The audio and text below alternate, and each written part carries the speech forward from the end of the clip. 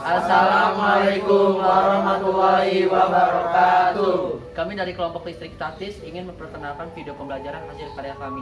Dan di sini kami akan memperkenalkan diri sekaligus memperkenalkan materi yang akan divideokan.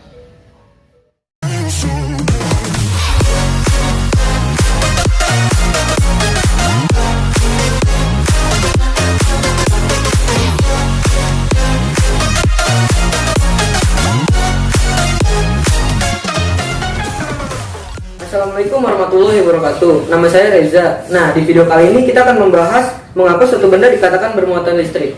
Ingat ya, benda bermuatan listrik karena sebenarnya semua benda-benda di dunia ini tersusun dari atom-atom yang sangat kecil. Dan atom-atom tersebut tersusun dari partikel-partikel yang memiliki muatan listrik. Hanya saja proton dan neutron di dalam suatu benda tidak dapat berpindah seperti halnya elektron. Nah, jumlah muatan positif dan negatif dalam suatu benda akan mempengaruhi jumlah muatan listrik di suatu benda. Sebenarnya konsepnya sangat mudah, ada 3, yaitu benda bermuatan listrik jika jumlah proton lebih besar dari jumlah elektron. Lalu benda bermuatan listrik negatif jika jumlah elektron lebih besar dari jumlah proton. Sedangkan benda tidak bermuatan listrik atau netral jika jumlah proton sama dengan jumlah elektron di dalamnya. Di video selanjutnya kita akan membahas hukum Coulomb. Penasaran? Simak video berikut ini. Terima kasih. Perkenalkan, nama saya Michael Orlando Ibisono dari kelas 9-7. Saya ingin menjelaskan tentang hukum Coulomb. Oke, jadi pertama-tama teman-teman, sebagai pengenalan apa sih itu hukum Coulomb? Hukum Coulomb itu kita dimulaikan dari gayanya dulu ya. Gaya Coulomb itu gaya atau disebut dengan gaya elektrostatik atau disebut juga dengan gaya interaksi berupa tolakan dan tarikan antara dua benda bermuatan listrik. Oke, contoh ya, misalkan pada muatan, kalau muatannya sama itu akan bertolak menolak, sedangkan kalau muatannya berbeda itu akan saling tarik menarik. Contoh misalkan positif dan positif, apakah itu akan tolak menolak atau saling tarik menarik? Oh, itu pasti Pak. Nah, tolak menolak teman-teman. Oke, contoh ambilannya lagi, positif dan negatif, apa itu tolak menolak? Tidak teman-teman, justru itu tarik menarik. Oke, hukum Coulomb di sini telah menyatakan besarnya gaya listrik atau gaya Coulomb antara dua benda bermuatan listrik berbanding terbalik dengan kuadrat jarak dan terbanding lurus dengan perkalian besar kedua muatan.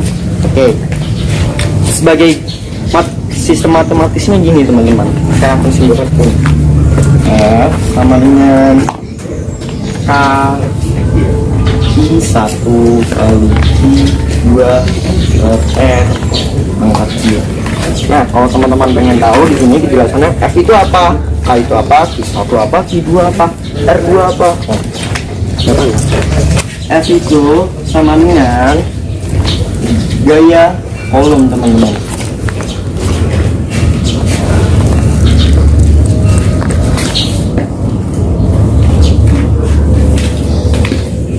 Dengan satuan Newton. Oke, ada di sini K itu sama dengan konstanta teman-teman. Konstanta ya, Coulomb.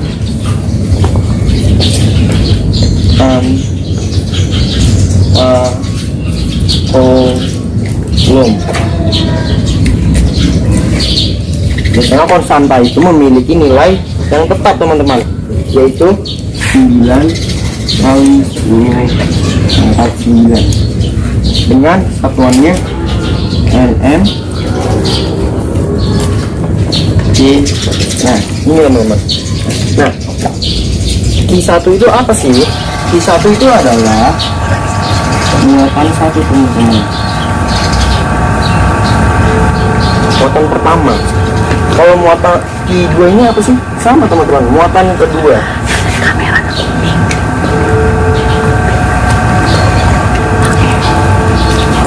Iya, oke. Terus R di sini apa sih? R di sini adalah jarak antara Q1 dengan Q2. Jarak antar Q1 dan Q2. Nah, di sini sudah tertulis sistematisnya. Oke, sekian dari video saya akhiri di sini. Wassalamualaikum warahmatullahi wabarakatuh. Assalamualaikum warahmatullahi wabarakatuh. Nama saya Haris Afrijal dari 97. Hari ini saya akan menjelaskan tentang medan listrik. Apa itu medan listrik? Medan listrik adalah ruang di sekitar suatu benda yang bermuatan yang bisa mempengaruhi benda lain. Nah, suatu benda bermuatan bisa mempengaruhi benda lain di sekitarnya, baik mendorong maupun menarik benda tersebut. Nah, jika muatan benda tersebut negatif, maka benda lain akan tertarik. Jika muatan benda tersebut positif, maka mereka akan menjauh. Ya.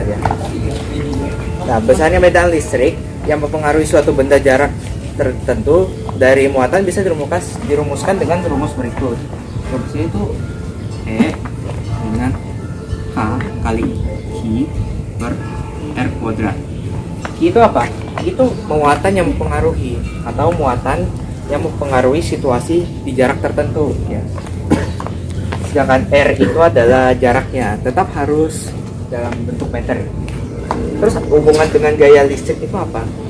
E ini rumusnya itu E sama dengan F per I. No, I ya, salah. I. Nah, di mana Q adalah muatan atau titik yang dipengaruhi oleh muatan Q. Sekian, terima kasih. Wassalamualaikum warahmatullahi wabarakatuh. Saya Wibowo Adi dari kelas 67 akan menerangkan beda potensial dari energi listrik. Beda potensial atau tegangan adalah perbedaan jumlah elektron yang ada pada suatu arus listrik. Beda potensial terjadi karena ada pertumbukan elektron di satu sisi sumber arus listrik, sedangkan di sisi lainnya adalah jumlah elektronnya lebih sedikit. Alat yang digunakan untuk mengukur tegangan listrik atau beda potensial adalah voltmeter. Elektron mengalami perpindahan dari tempat dengan potensial rendah menuju ke tempat potensial lebih tinggi. Sebaliknya, arus listrik mengalami perpindahan dari tempat potensial yang lebih tinggi menuju ke tempat yang lebih rendah. Sekian. Assalamualaikum warahmatullahi wabarakatuh. Perkenalkan, nama saya Muhammad Nahdlatul Fahada. Di video kali ini saya akan membahas fenomena alam mengenai beda potensial. Fenomena alam tersebut yaitu petir. Fenomena petir adalah peristiwa mengalirnya elektron dalam jumlah yang sangat banyak. Awal mula terjadinya petir yaitu awan mengalami gesekan karena perbedaan wujud uap air dan perbedaan temperatur di bagian bawah dan di bagian atas awan. Gesekan tersebut menghasilkan muatan negatif dan positif. Muatan negatif yang dihasilkan jauh lebih banyak. Muatan negatif lebih berat dan berada di bagian bawah, sedangkan muatan positif lebih ringan dan berada di bagian atas awan. Awan menetralkan kondisi dengan membuang sejumlah elektron dan akhirnya sampai ke bumi. Petir akan menyambar atau mengenai daerah atau benda yang paling tinggi di sekitarnya. Sebaiknya pada bagian atas gedung atau rumah dipasang penara petir. Fungsinya agar mencegah petir mengenai bangunan atau rumah tersebut. Terima kasih, sekian. Hai teman-teman, kembali lagi sama saya Muhammad Zikra Farizi. Saya akan menjelaskan tentang kelistrikan pada sel saraf bagian bab listrik statis. Tahukah kalian mengapa manusia bisa merasakan sakit ketika dicubit, jatuh, maupun dipukul? Hal ini dikarenakan tubuh manusia dialiri oleh arus listrik, pada khususnya dengan listrik dengan adanya impuls listrik. Ingat, biolistrik adalah bidang yang mempelajari aliran listrik atau impuls listrik pada tubuh manusia. Impuls adalah rangsangan yang melewati sel-sel saraf. Oke, saya akan menjelaskan tentang bagian-bagian sel saraf dan fungsi-fungsinya sel saraf. Yang pertama ada nukleus. Nukleus adalah berfungsi sebagai pengatur sifat keturunan pada sel saraf. Yang kedua, dendrit. Dendrit adalah yang menerima impuls dari sel lain dan meneruskan ke badan sel. Sedangkan badan sel memiliki fungsi yaitu meneruskan impuls dari dendrit ke akson. Dan akson memiliki fungsi meneruskan impuls dari badan sel ke sel otot dan sel kelenjar. Nodus Ranvier adalah tempat terjadinya tarik menarik aliran listrik pada membran listrik. Ujung akson adalah berfungsi sebagai mengirimkan impuls dari akson ke dendrit dan sel lainnya. Yang terakhir, selubung mielin. Selubung mielin memiliki fungsi mempercepat impuls dengan bantuan loncatan muatan. Dengan ini, kelistrikan pada sel saraf memiliki 7 bagian dan memiliki masing-masing bagiannya. Saya akhiri, terima kasih. Wassalamualaikum warahmatullahi wabarakatuh. Halo guys, assalamualaikum warahmatullahi wabarakatuh. Kembali dengan saya Muhammad Aditya Rajma. Di video kali ini saya akan membahas tentang hewan-hewan penghasil listrik di dalam lingkup listrik statis. Seperti manusia, hewan menghasilkan listrik sebagai impuls rangsangan dalam tubuhnya untuk menanggapi rangsangan, bergerak, berburu mangsa, melawan predator, atau bahkan navigasi.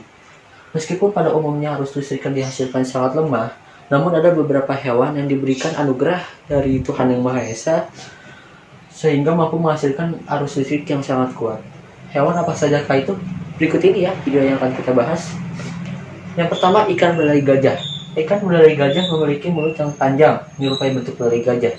Ikan ini dilengkapi dengan organ khusus yang disusun oleh ribuan sel elektroplugs pada bagian ekor yang mampu menghasilkan listrik statis bertegangan tinggi. Yang kedua, ikan pari elektrik. Ikan pari elektrik mampu mengendalikan tegangan listrik yang ada pada tubuhnya. Kedua sisi pada kepala ikan, pari listrik mampu menghasilkan listrik hingga sebesar 220 volt. Besar tegangan ini sama seperti besar tegangan listrik yang ada di rumah-rumah. Yang ketiga, hiu kepala martil. Hiu kepala martil memiliki ratusan ribu elektroseptor atau sel penerima rangsang listrik. Hiu kepala martil mampu menerima sinyal listrik hingga 0,5 miliar volt. Hiu kepala martil biasa menggunakan kemampuan mendeteksi sinyal listrik untuk mengetahui letak mangsa di bawah pasir, menghindari keberadaan predator, dan untuk mendeteksi arus laut yang bergerak sesuai medan magnet bumi. Yang keempat, Echidnas. Echidnas memiliki moncong memajang yang berfungsi sebagai pengirim sinyal-sinyal listrik untuk menemukan serangga atau mangsa. Elektroseptor Echidnas terus-menerus dibasahi agar lebih mudah untuk mengantarkan listrik. Hal inilah yang menyebabkan kebanyakan hewan yang memiliki sistem elektroseptor berasal dari perairan. Yang kelima, belut listrik. Penelitian menunjukkan bahwa belut listrik dapat menghasilkan kejutan tanpa lelah selama 1 jam. Besarnya jumlah energi listrik yang dihasilkan tersebut diyakini dapat membunuh manusia dewasa. Yang keenam, lele elektrik. Lele air tawar yang berasal dari perairan tropis di Afrika ini memiliki kemampuan untuk menghasilkan listrik hingga sebesar 350 volt. Besarnya energi yang dihasilkan oleh elektrik sama seperti energi listrik yang diperlukan untuk menyalakan komputer selama 45 menit. Oke, sampai di sini saja video kita. Assalamualaikum warahmatullahi wabarakatuh. Terima kasih untuk para penonton. Sekian dari video kami. Jika ada salah kata, mohon maafkan. Semoga bermanfaat untuk kalian semua. Assalamualaikum warahmatullahi wabarakatuh. Jangan lupa subscribe, share ya. Saya share and comment dan like. Don't forget to like and share.